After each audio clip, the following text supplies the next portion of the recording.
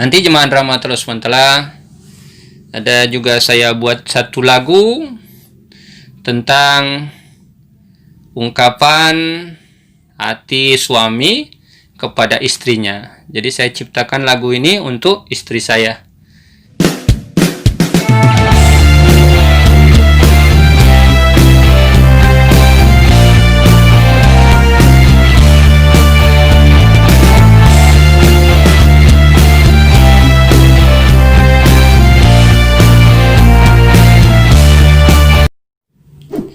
Bismillahirrahmanirrahim. Innal hamdalillahi nahmaduhu wa nusalli wa nusallimu ala rasul karim wa ba'du. Faqala Allah ta'ala fil kitabihil karim, a'udzu billahi minasy syaithanir rajim. Bismillahirrahmanirrahim. Tatajafa junubuhum 'anil madaji'i yad'una rabbahum khawfan wa tama'an wa mimma razaqnahum yunfiqun. فلا تعلم نفس ما أخفي لهم من قرة أعين جزاء بما كانوا يعملون. Sadaqallahul azim. Wa qala Nabi sallallahu alaihi wasallam, kullu ummati yadkhulunal jannah illa man aba. Qila wa ma ya'ba ya Rasulullah? Qala man ata'ani dakhalal jannah wa man asani faqad aba. Qala ijon ballighu ani walau ayah. Atau kama qala Rasulullah sallallahu alaihi wasallam. Alhamdulillah jemaah rahmatullah SWT, bertemu lagi dengan saya di konten saya dalam perkara sama-sama mencari ridha Allah Subhanahu wa taala. Jemaah rahmatullah SWT, tausiah kita kali ini berjudul tentang kewajiban suami terhadap istri. Iman rahmatullah SWT,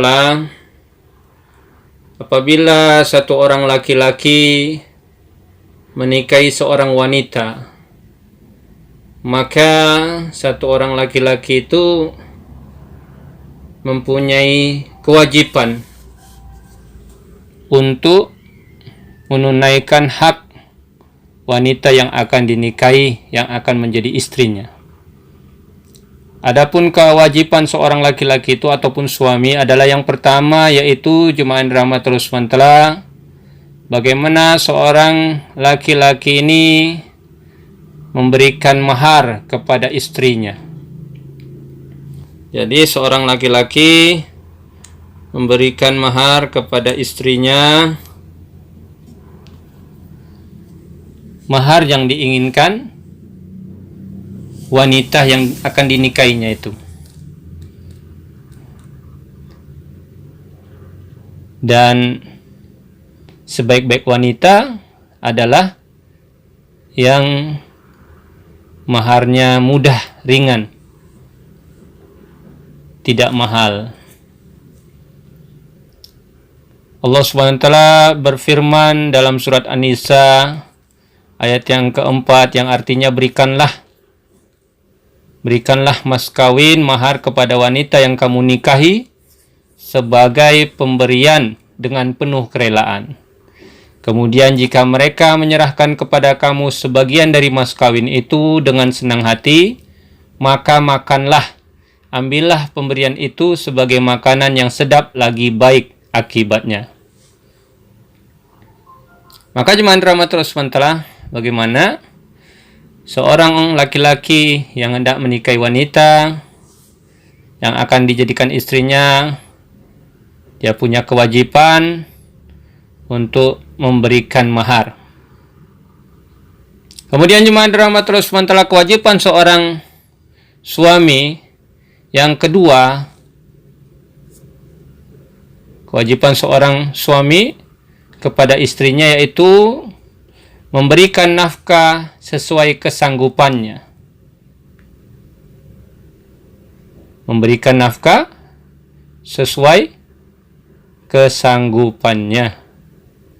Allah Subhanahu wa taala berfirman dalam surat Al-Baqarah ayat yang ke-233, yang artinya para ibu hendaklah menyusukan anak-anaknya selama 2 tahun selama 2 tahun penuh, yaitu bagi yang ingin menyempurnakan penyusuannya.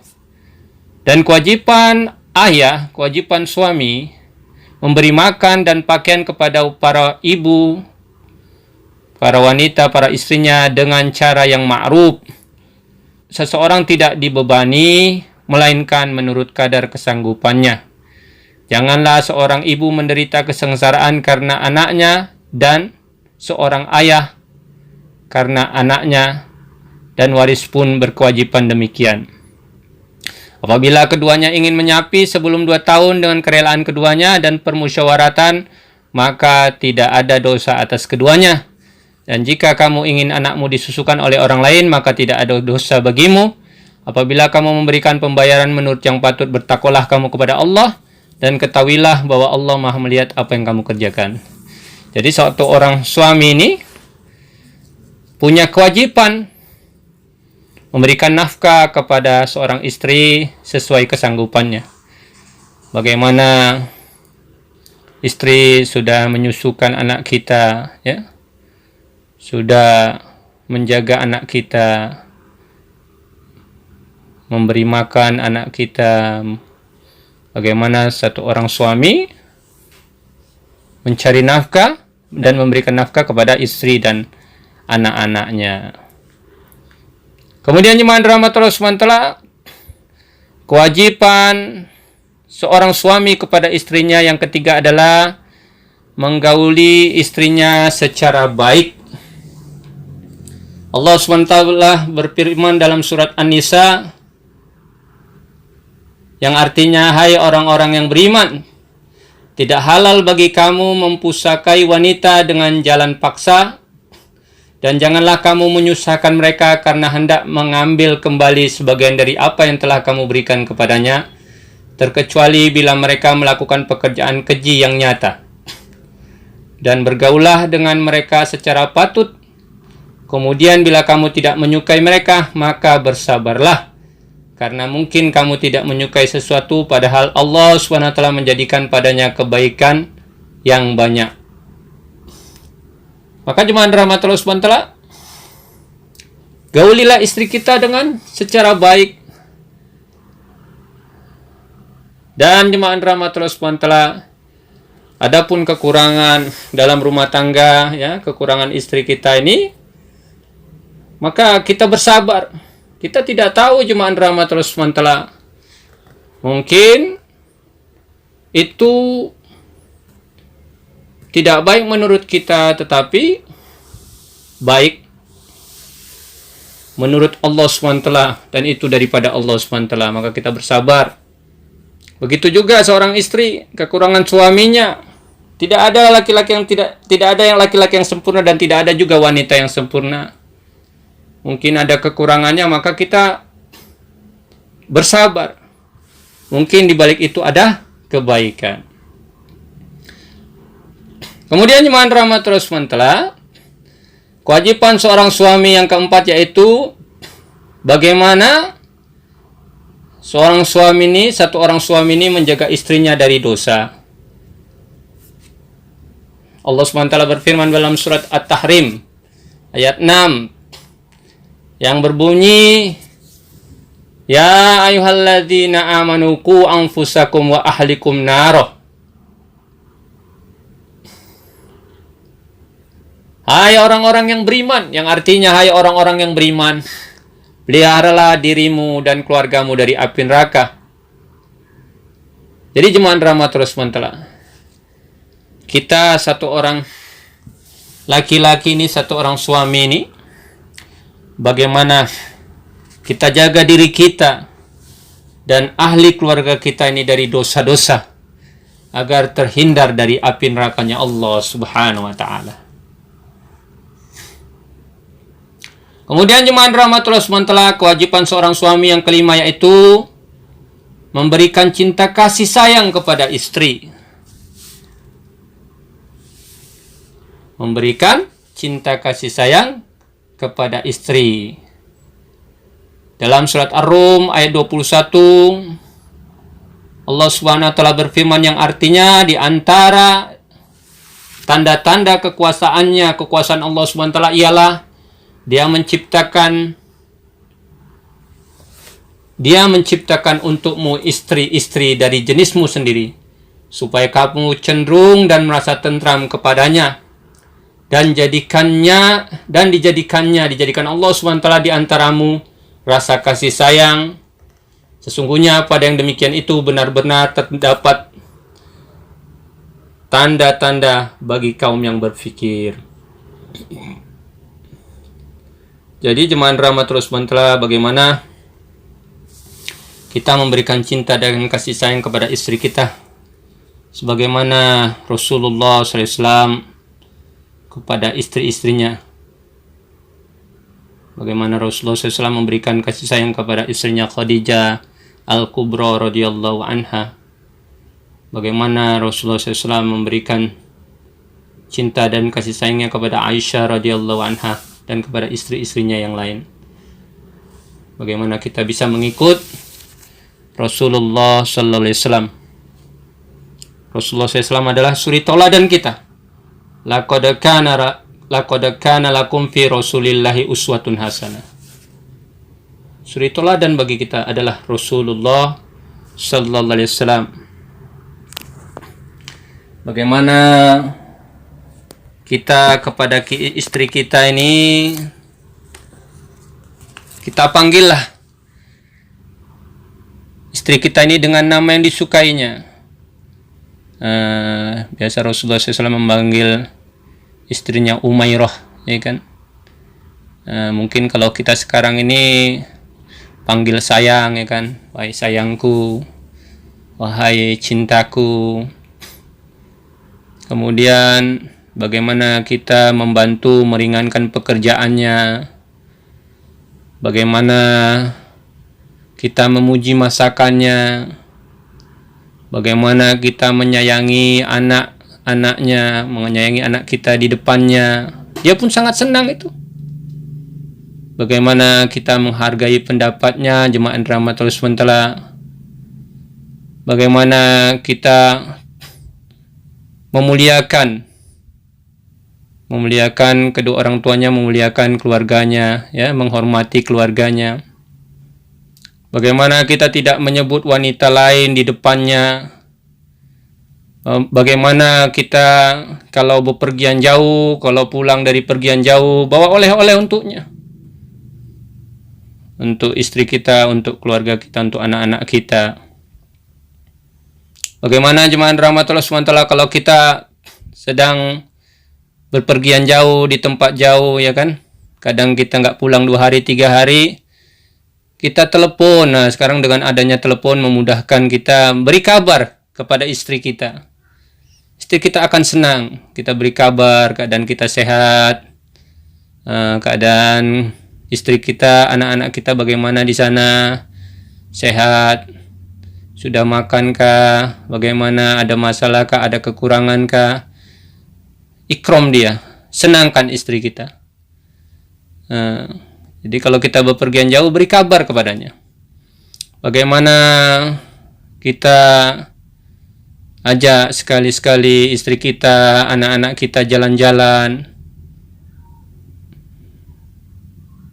Kita senangkan dia, kita ajak jalan-jalan. Bagaimana kalau kita sebelum tidur bercerita, istri kita ini suka diajak bercerita ini sebelum tidur. Cerita agama, ya, ajak cerita agama sebelum tidur. Kemudian jemaah rahmatullah SWT, bagaimana jemaah rahmatullah SWT, ya, selalulah kita memberikan perhatian kepadanya. Kemudian jemaah rahmatullah SWT, yang keenam, kewajiban seorang suami kepada istri adalah menjaga rahasia istri. Begitu juga suami menjaga rahasia istri, dan begitu juga istri menjaga rahasia suami. sampai jemaah rahmatul Allah dalam urusan ranjang. Jangan sampai ya kekurangan-kekurangan istri kita atau kekurangan-kekurangan suami kita ini kita ceritakan. Maka kita jaga rahasia istri kita, jemaah rahmatul Allah. Abu Bakar bin Abu Syaibah telah menceritakan ya dalam hadis riwayat Muslim,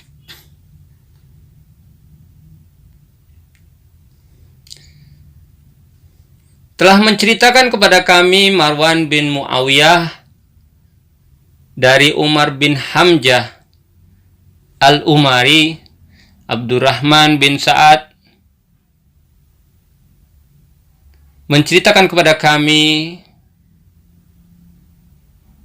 bahwa Nabi Sallallahu Alaihi Wasallam bersabda, sesungguhnya manusia yang paling buruk kedudukannya di sisi Allah pada hari kiamat ialah orang yang menyetubuhi istrinya dan istri bersetubuh dengan suaminya, kemudian dia menyebarkan rahasianya.